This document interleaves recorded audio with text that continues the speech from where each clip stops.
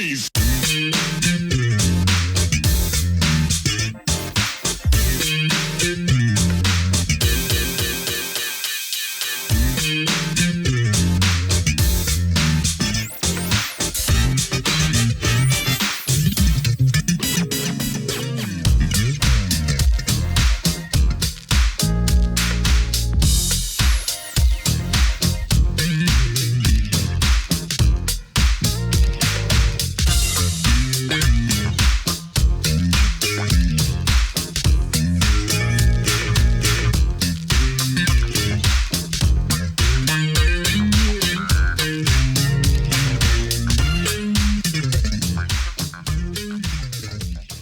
Hello and welcome to another edition of Truth and Rhythm, brought to you by FUNKNSTUFF.net.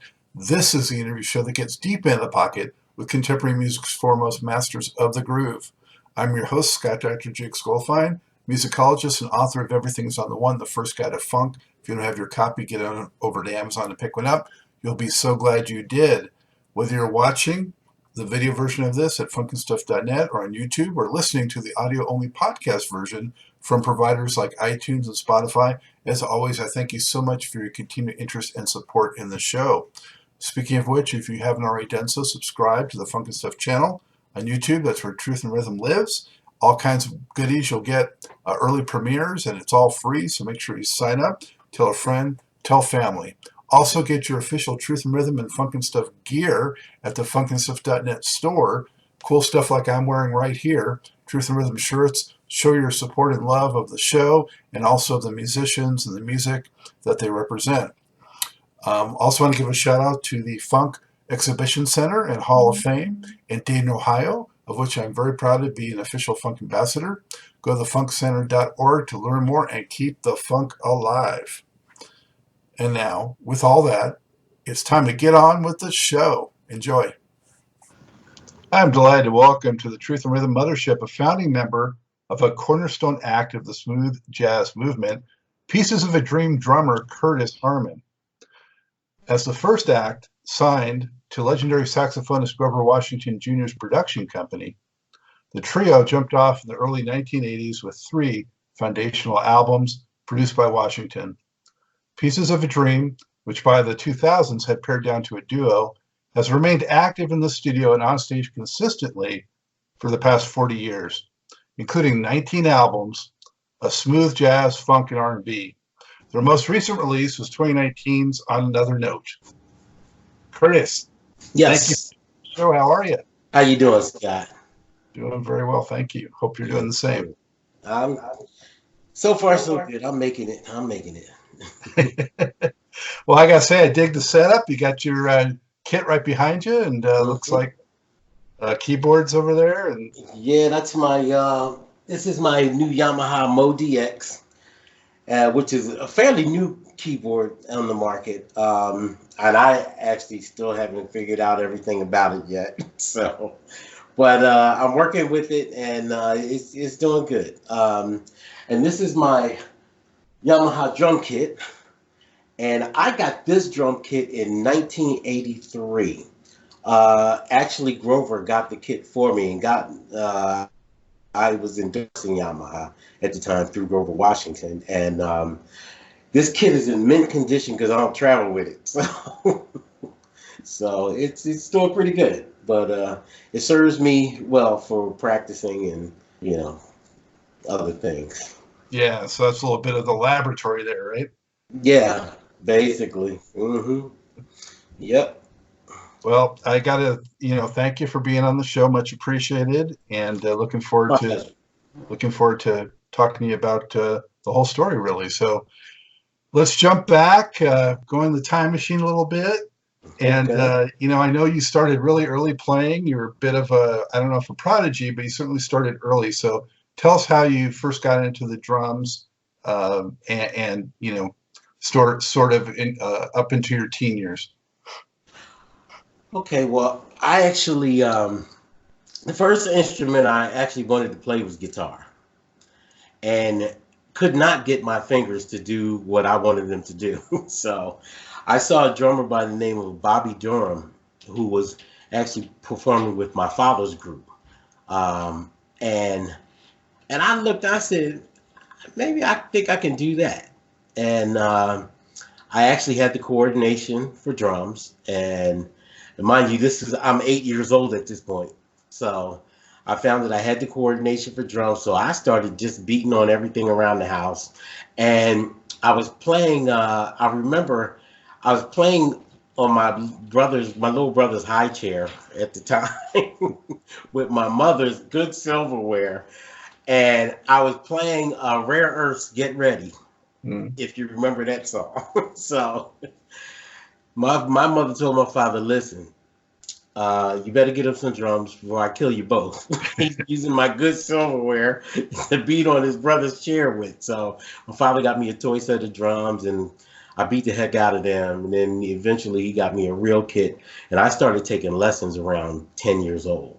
And then I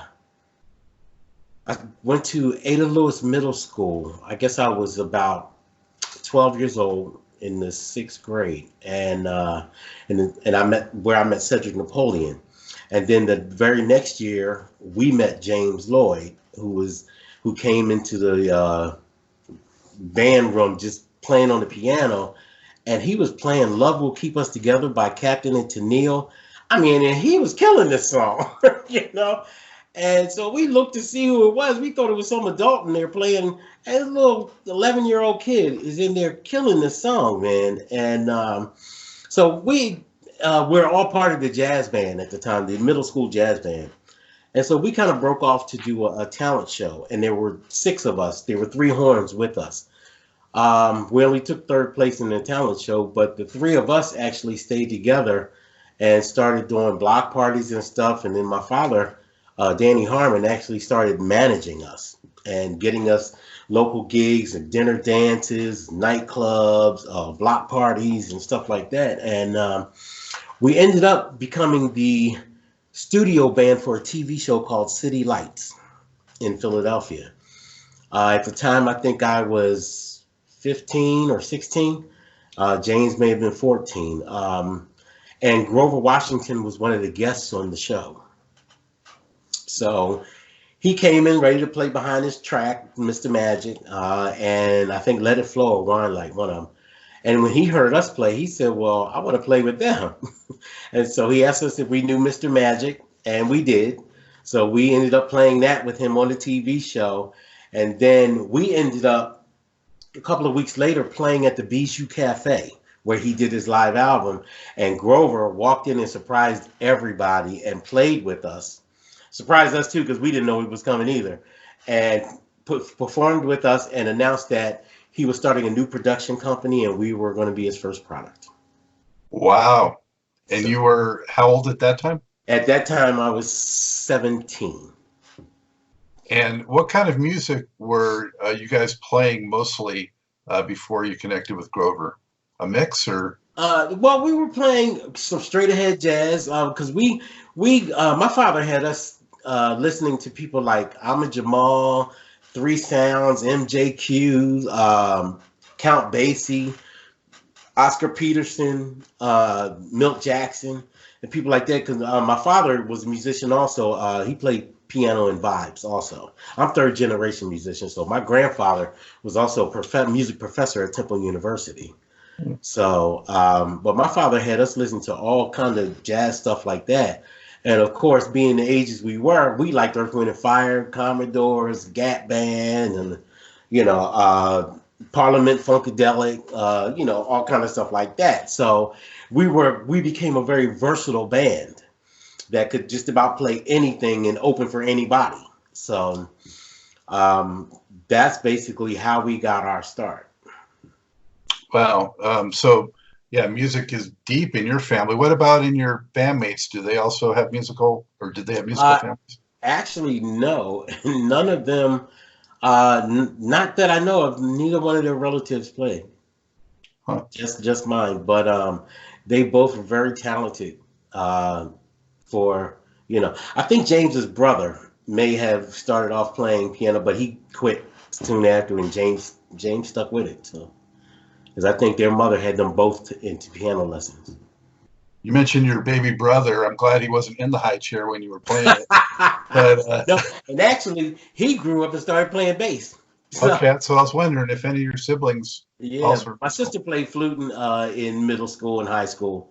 My brother played. He still plays bass around the Philadelphia area, and that's it. So talk to me a little bit about the Philly area. I mean, you came up not only in a great time for jazz and funk, but also in an area so rich in that heritage too in Philly. So what was it like Yeah. coming up in that? Well, Philly was a mecca of music, as we all know. Yeah, Gamblin' Huff, um, uh, Teddy Pendergrass, uh, Hall and Oates. There were so many at Grover Washington, of course. Even though Grover's from Buffalo, he resided in Philly. So so many acts, man, coming out of Frankie playing. Beverly, Frankie Beverly and Mays, right? Yep. Dexter Wansell, Yeah, Dexter, Stanley Clark. who Right? actually uh, wrote and produced on our first two albums. Dexter Wansell did. So he wrote Warm Weather along with Cynthia Biggs, and on the second album he wrote a song called Please Don't Do This to Me, which the B side of that was Mount Airy Groove, which is one of our biggest hits, and people were Please Don't Do This to Me got put out as the single, and then we got word that they were flipping the record over to Mount Airy Groove, which is the song that we wrote ourselves. And so Grover called us back in the studio and said, listen, we got to do a 12-inch on this record because the DJs are flipping the record over and everybody's dancing to this Mount Airy Groove. So we ended up doing that, and to this day we can't get out of a concert without playing that song. So Wow. And just goes to show you never know, right? You never The know people what's decide. gonna hit. You People never decide. know what's gonna hit. So, but You mentioned that that. was a song that came by accident. We were rehearsing in our studio and left the tape running, and we started just messing around and jamming around, and when we played the tape back, parts of Mount Airy Groove was on that tape. Parts of what is now Mount Airy Groove was on that tape, and then we kind of shaped it and molded it into what it is now. So, and it You ended mentioned up being one of our biggest records. Kurt. You mentioned the Bijou, and that's one of my favorite Grover Washington records. Period. Just Alive at the Bijou is so amazing. Right. Yes. Um, Mm-hmm. did he record that before or after that you were playing with him there? He recorded that before we Okay. were with him. Yeah. So, yeah, that was before, but that was that was the Mr. Magic album, the album that Mr. Magic was on, and um, that song is iconic. Mhm. Okay. It's been done over by R&B groups that have put lyrics to it and put other things to the music. Um, and today, even when we play it, because we were a product of Grover's, and also because we were part of Grover's band, because we would open up as Pieces of a Dream when we toured with him, and then we would also be in his rhythm section. So, and at that time, instead of playing drums for him, I actually played percussion with Doc Gibbs. So, Okay. and his brother played drums, but he had all three of us in the band, and those were extraordinary times for us. Times of learning, not just fun, but it was learning too, because Grover taught us a lot about how to play music and how to let it flow on stage, you know what I mean, and how to groove together with each other and look out for what the other person is playing and try to do your best to complement it and not so much play over it, you know what I mean. He was just a mecca of information where music was concerned, especially when it came to performance in and out of the studio. So I never get tired of hearing Mr. Matt. There's certain tracks that cannot be worn out, in my opinion. And I know. I know. once that And rhythm hits in, man, forget it. because one of my other ones is "Let It Flow," and I love that song too. And when we play that one, we kick that one. We kick that hard. So, yeah, I had Doc Gibbs on the show a while back, and you know, he and whoever else had worked with or talks about Grover just can't say enough about, you know, what a gentleman he was and just a class oh, act. most definitely, definitely, definitely, he was great to be around. You know, he treated us with nothing but respect. You know, he treated us, even though we were kids, he treated us as men and expected us to act the part also. Because even though we were kids, he let us know that, you know, are in we are professional. And so there's a certain amount of professionalism in our daily lives also that has to come with that. You know what I mean? So we can't be out getting in trouble and, you know, acting a fool out there, you know, and you know, we kind of have to respect the name that we had acquired along with him. You know what I mean? So, and we did, you know, we did. We acted like we were supposed to, and you know, around the country, you know, we did our job with him, and we acted accordingly. So, you know, he was very proud of us. Who were some of the drummers that you kind of idolized or emulated early on? Early on, well, from there were, I guess, two groups of drummers that I liked. On the jazz side of things, um, Buddy Miles was one, Mickey Roker, Max Roach. Um, Let me see, uh, Buddy Rich was one. Actually, I did. We played a concert in Atlantic City, and his band played, and we opened up, and the whole time when he played, he was kind of looking at me like, "Look at this kid," you know. But he was funny though, and I liked him a lot. Um, Man, there's so many. Philly Joe Jones. You know, there's a whole lot of drummers on that side, but on the other side, and in the there, you know, Steve Gadd is one of my favorites also. He's the one that I kind of emulated myself after, as far as keeping a groove and keeping it nice, a nice tight pocket when I play, especially when somebody else is soloing or the melody is being played. You know, and when it comes to my time to solo, then I do what I feel like doing. But when I am actually in a background type of situation, then I try to keep the groove nice and tight so that the people in the audience listening are going like this. You know what I mean? They're bobbing their head and going, yeah. You know what I mean? Steve Gadd is one of the masters at that. And when I first heard him play, I was in awe of how controlled he was, how he controlled the rest of the band with how he played, with the pocket that he laid down. And to this day, that's one of my favorite things about him. And that's one of the favorite things that I try to emulate. I like Dennis Chambers, Billy Cobham, Alphonse Mouzon, uh, Harvey Mason. I mean, I could sit here and name 100 drummers for you, but those guys are some of my favorites.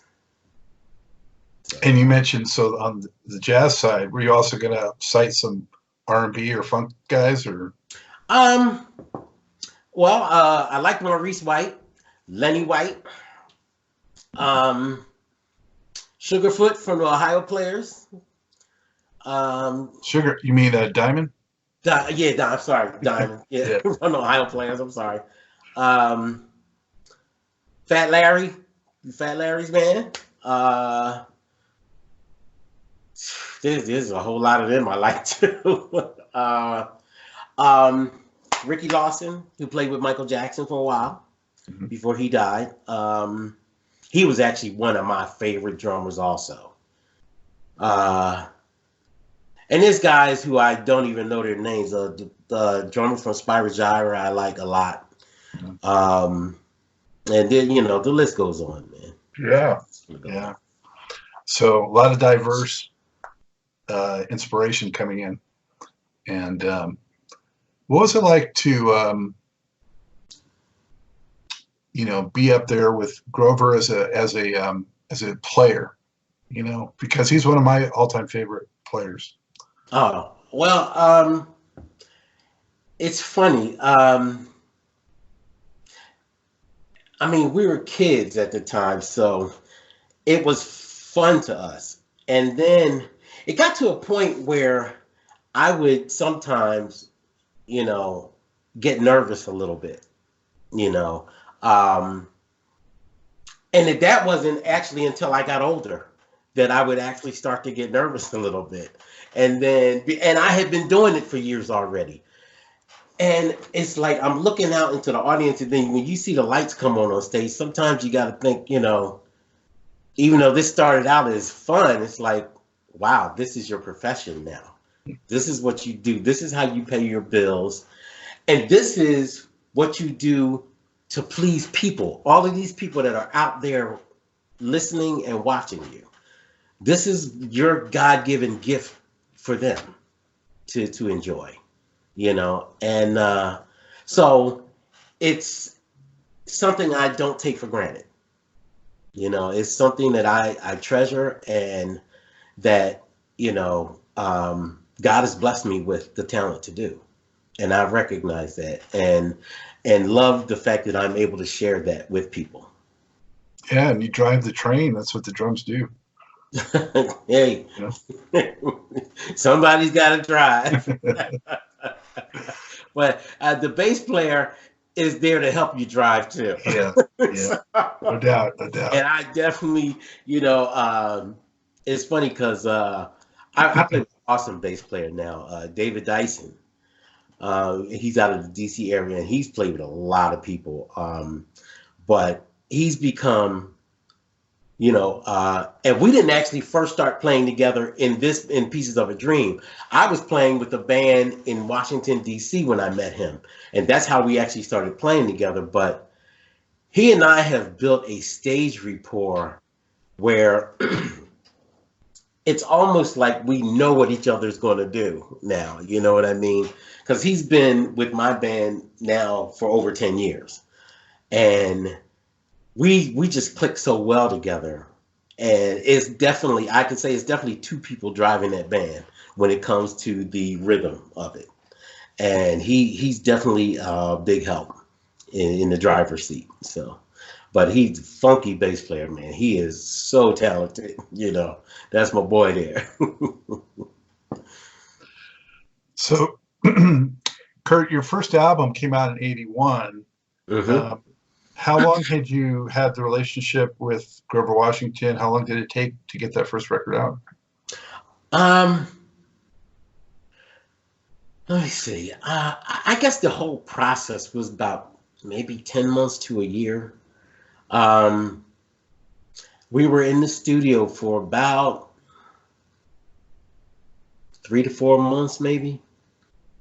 I mean, because, the process of making the album is first, you write some stuff, and then he wrote a couple things for us, but he wanted the majority of the writing to come from us, so he wrote some stuff, we wrote some stuff, then, some other people, Dexter wrote a couple things, and then we had another guy, Eddie Green, who wrote some stuff, and then we did a couple of remakes, like Bedtime Story, All About Love from Earth, Wind and Fire. We did a swing version of that. We did The Shadow of Your Smile on the third album. So there was some other moving components in this whole process, but in the first album, I would say it took about 8 to 10 months to a year to get the whole process done, with the writing, the producing, the editing, the photography, doing the album cover and all of that, pressing the records and all that. So, it's a process. So I would say, about 10 months to a year. But was Grover like a taskmaster in producing it, or very laid back, or, did you have to do many takes? No, he was very he was pretty laid back. he knew what he wanted out of us, but he also knew he wanted us to have some input so that the production of the album would be a learning, not just, we just sit back and watch him do everything, but it's a learning process for us. And while it's a hands-on learning process, okay?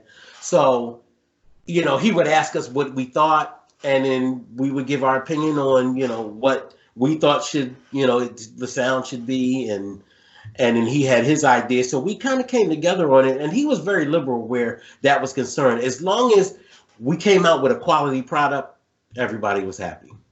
It's definitely a quality product. So did you guys, who was like putting forward to do something like Body Magic that would be like real funk compared to doing the more jazz stuff?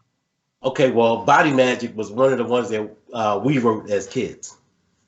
That was, if I'm not mistaken, that was on the second album or third album. That's the first album? Yeah. I need to have some of this stuff in front of me talking, because I'm just trying to go from memory here. But yeah, I got you. And don't forget, this is like about 39 years ago, right? So. Yeah, no worries. I got the advantage here. I have a list, so okay. It was the closer on the first album. Yeah, okay. Well, that's another song. That's one of the songs that we had put together. When I guess James was getting used. If you remember, synthesizers started becoming a big thing around that time. Yeah. And if I remember correctly, Body Magic had a synthesizer melody, and then the groove was basically put together by Cedric and myself, and then James had the whole melody thing going on. That song is one of the songs that, we were told to go in, get some stuff together and write some stuff. That was one of the songs that we came up with because we felt that that's a very 80s type groove if you listen to it. And that's basically, we wrote songs on how we felt and things we saw, and just like today, when you go to write a song, there's something that inspired that song. Okay, like for instance, I was writing a song for this little 13-year-old kid we had playing for us now, Justin Lee Schultz. Yeah, I started a song about a couple of weeks ago for him, and halfway through writing the song, I just crap canned it because I didn't like the way it was coming out. So I started the second song. I started another song for him, and this song came out great. This song came out really nice.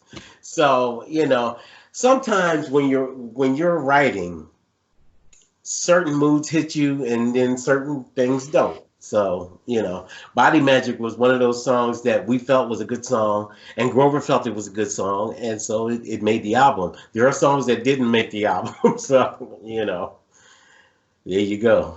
Well, I like how, when you came out with those three albums, I mean, you had a mix of funk and jazz, and, the second record, which you may not remember, Yo Frat, was like another funky one, and that was our college days.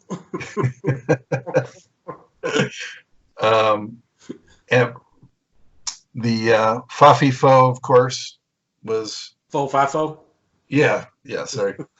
That was for the Sixers when they won the championship. Moses Malone said they do it in Fo Fo Fo, and they did it in Fo Fi Fo. So that's how that happened. So they did it in 4 games, 5 games, and 4 games. Yeah, was that the one against the Lakers? It was the Lakers and 2 other teams, though. They won, I think, what is it, Boston, LA, and Chicago, if I'm not mistaken, were those 3 series. Okay. I was at the only playoff game I've ever been to in my life was at the LA Forum with the Lakers playing the Sixers in that finals. Oh, wow. Yeah. Okay. Wow. I don't think I've ever been to a Sixers playoff game. I've been to I think I've been to an Eagles playoff game, but not a Sixers playoff game. But yeah, I've not been to I've been to Sixers games, but not playoffs. So I had a friend who was a ticket scalper then, so it came in handy. I won't tell anyone. um, yeah, let's see. I highlighted some of these tracks, Curtis. So it's getting hot in here for the fun of it. And Well, the fun of it was supposed to be the second Mount Airy Groove, but it didn't do anywhere near as well as Mount Airy Groove did. So, because it had a little scratch type thing on it too, like a record scratching type thing. But I think Mount Airy Groove had its own niche and its own personality, and that song just kind of took off for us. So I look at the Pieces of a Dream legacy as almost like 5 different phases you guys went through. You know, some of it sort of coincided with label changes and producer changes, but you guys have really gone through some different phases. And the first 3 records I see is the first phase with Grover. And, you know, at that time, who are some of the guys you guys went out on the road with? Were you meeting like a lot of other players and were You mean as far as players starstruck at all? Are you talking about as far as players that were in our band or in other bands, bills that you shared and things like that? Oh wow! Well, we actually toured a lot with Phyllis Hyman, Angela Bofield, and we were on a lot of shows with a few shows with Bill Withers, Dizzy Gillespie. We did a lot of shows with Roy Ayers. Man, who else back there? Angela Bofield. Roy Ayers on my shirt. Yeah. Yep. Yeah, Angela Bofield. The Rippingtons, Hiroshima. And then on the other side of it, we did some gigs with a couple of gigs with Rick James.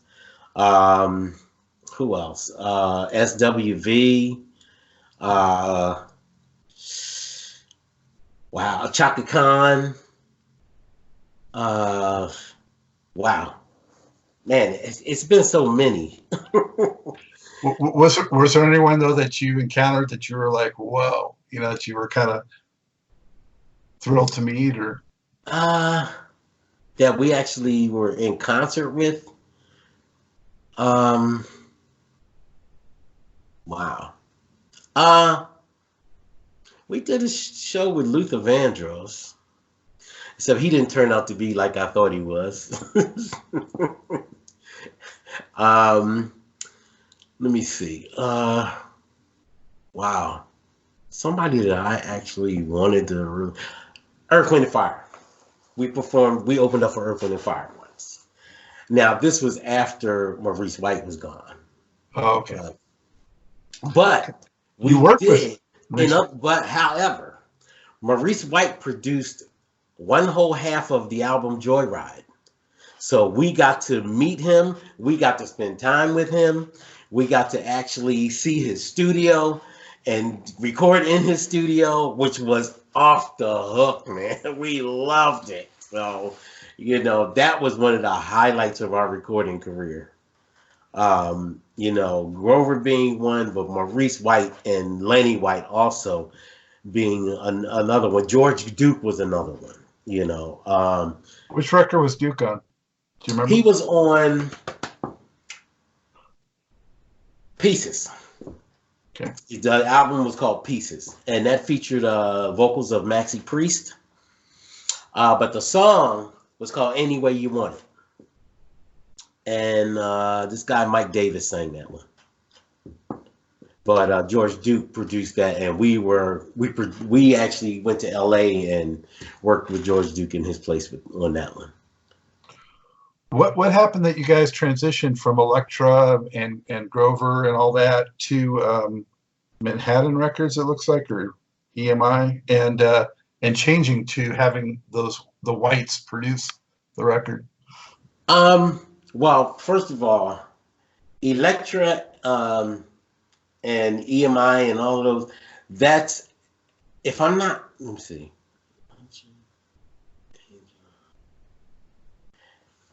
If I'm not mistaken, that was all under the same umbrella label, if I'm not mistaken.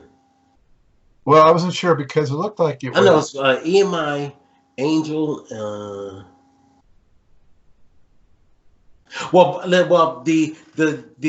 reason we were on those labels in the early years is because Bruce Lundvall was the president of those labels at the time. Not all at the same time, but Bruce Lundvall moved from Elektra to over to EMI, which is the Warner Brothers under the Warner Brothers umbrella, and so he moved us with him basically. Okay, because you guys also went like 3 years between studio records, and so it seemed like there was a bit Yeah, of a transition. yeah, that was 3 years that we just didn't have a label. Elektra decided not to pick up the next option once Bruce Lundvall had moved over, and Grover also left Elektra and moved to another label. I'm not sure which label that was though, but he also left the Elektra label at that time. And so when Grover left that label, then we were off the label too. Even though we didn't record with Grover anymore, there was a 3-year span where we didn't have a label. And then my father went to Bruce Lundvall over at EMI. And Bruce Lundvall decided to re-sign us again. And there you have it. We had another label. So we was back to work, back to writing, and back to work. And with the heavy hitters in that first one with the two whites, Lenny and Maurice, like you said. So Right. Mm-hmm. Yeah, yeah. we had Maurice White produce one side, and then Lenny White produced the other side. That which was the Joyride album. Now that record though definitely like what I would say phase two for you guys definitely had a different sound. It has some of the like 80s electro funk kind of Mm-hmm. and electro R&B kind of like sounds And the go-go type vibe. Yeah, it did. That sound was heavy at that time, and of course, if you've listened to Pieces of a Dream's music all through the years, you know that we try to stay current with what's going on radio, and in back then in the clubs and everything. So we stayed current with the way with the way things sounded, and also with trying to develop a new sound for ourselves. So did they have you guys doing videos too, music videos? we did. 454 was a video, had a video. What Can I Do had a video, and About That Time had a video. Did you go out and tour on Joyride? Yes. Yep. We went all over the place. We actually, when that record came out, we went to Germany. We did Japan a few times. And we did all over the States. And we were also doing like some of the island jazz festivals and stuff at that time also. So we were becoming, a name once again with, after the 3-year span, after the 3-year break. So that's not easy to do, a lot. No, it's in the mid not 80s musically. but it's it's kind of like reinventing the wheel. But we reinvented ourselves with the new sound and new producers and a new label. So it was all hands on deck and let's go for this, and it turned out well. And actually since then we've not had a break like that. So we've just been able to keep the ball rolling. Yeah, which is phenomenal. I mean, Mm-hmm. not a lot of acts can claim that. Yeah. Especially doing both studio and end stage like you guys have. So much credit for that. Thank you. Had you gone overseas and toured abroad before that? Yes, when we were with Grover, we went to we did 8 cities in Japan. We did, and Tokyo, or was that Yokohama? We did the RX Jazz Festival over in Japan, and that was the first time we had done a stadium with 64,000 people in it, and it was awesome, man. It was definitely awesome. So Wow. Was Hiroshima on that bill? yeah, Hiroshima. We said, let me see if I can name some of them at least. That's probably the only one I would know. Tokyo, Nagoya, Hiroshima, Osaka, Fukuoka.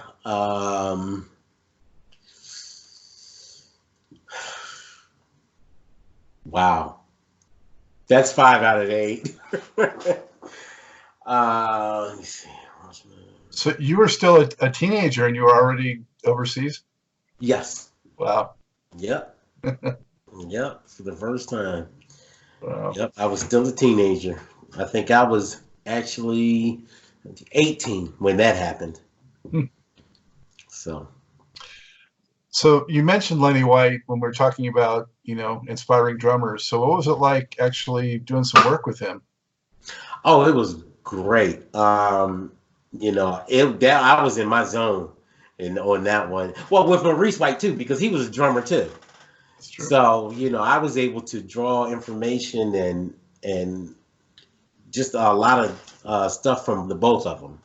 Um, More from about drums from Lenny White though. I learned a lot other stuff from Maurice White about producing, and the playing of like kind of like record playing, how to play on a record from him, because he didn't want a lot of hand stuff. He wanted you to play like you're playing on a record, not like you're in concert. And that's what I learned from Maurice White. Lenny White, I learned different grooves from him, because he was a groove master too. And as far as teaching me different beats and stuff, I learned a lot from him. So, and it was fun learning from both of them. I was able to, I must say I was able to draw stuff from pretty much every producer that we've ever had. you know, uh, as far as different flavors of writing, how to use different sounds and stuff. So I was able to take a little bit of something from everybody. And so, because back then, not a lot of drummers wrote, or you didn't know about it. You know what I mean? And I'm one of the drummers that can write. So, and I owe that to mostly to my grandfather, but also to a lot of the other guys, a lot of other producers and writers that I've worked with. I was just thinking, Kurt, that Lenny White was also a former Elektra guy at that time. So Yep. you guys probably commiserated about that. Yep. Yes, he is. Yeah. And Maurice White was on hiatus from Earth, Wind, and Fire at 86 when that came out. They came back in 87, I know, but like he was taking a break too from Earth, Wind, and Fire at that time. Yeah, I think that was when he was first starting to get sick, though, if I'm not mistaken. And I mean, he didn't look it or anything when we met him, but I think that's when I started hearing about that he was starting to get sick. Mm.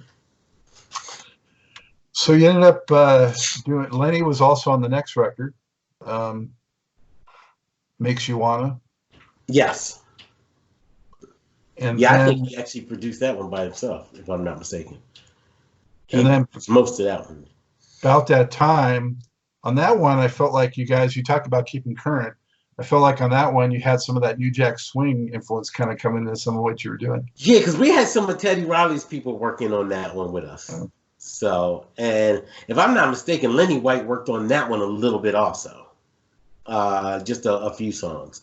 But yeah, that New Jack Swing was becoming very heavy at that time. And so, being the kids we were, we wanted to stay current. So, and I think we got a lot of I think we got some negative feedback from that one because I think that our audience thought that we left our roots on that one because we were leaving the quote unquote smooth jazz genre at that time. And it's not that we were leaving that behind. It was just that we, like I said in the beginning of this interview, we're a versatile group. You know what I mean? We could play from straight ahead swing all the way to R&B. So, you know, we were just kind of stretching our legs, trying to do, you know, something different. And, you know, for some people it worked out and they liked it.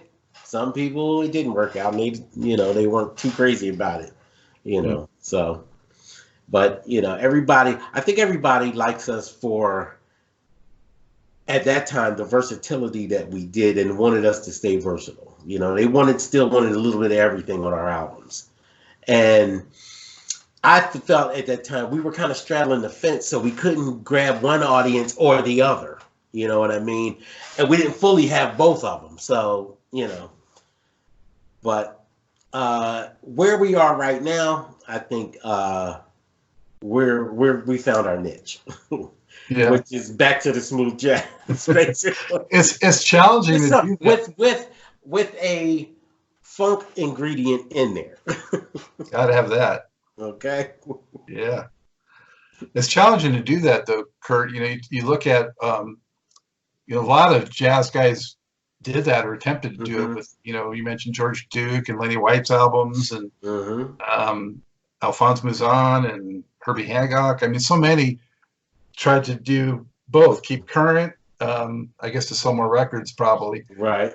You know, and keep food on the table and then, you know, keep one foot in the jazz and one in the smooth jazz and one in the current R&B. And it's hard. See, and there's nothing wrong with that because, I mean, a lot of those guys are considered contemporary jazz writers and there's another name for it that escapes me right now. But if you listen to the writing between me and James, my partner, on our albums, like say the last 4 albums, CDs. If you listen to the tracks that I write, you'll notice that I write basically R&B tracks and I'll put an instrumental head on them, you know, instrumental melody to it. I think James is definitely a truly, I mean, I've written some that would like Anywhere You Are. That's that particular song. The song that's on the new one, it's called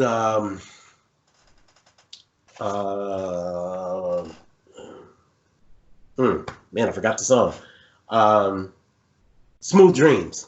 Okay, those are what I would consider smooth jazz songs. Okay, things like Kicking and Screaming, songs like that. That was fun. Yeah. Kicking and Screaming is fun. Yeah, that's what I call an R&B track with a instrumental melody. Okay, or a funk track with an instrumental melody. You know what I mean? All In, the song All In from the CD All In.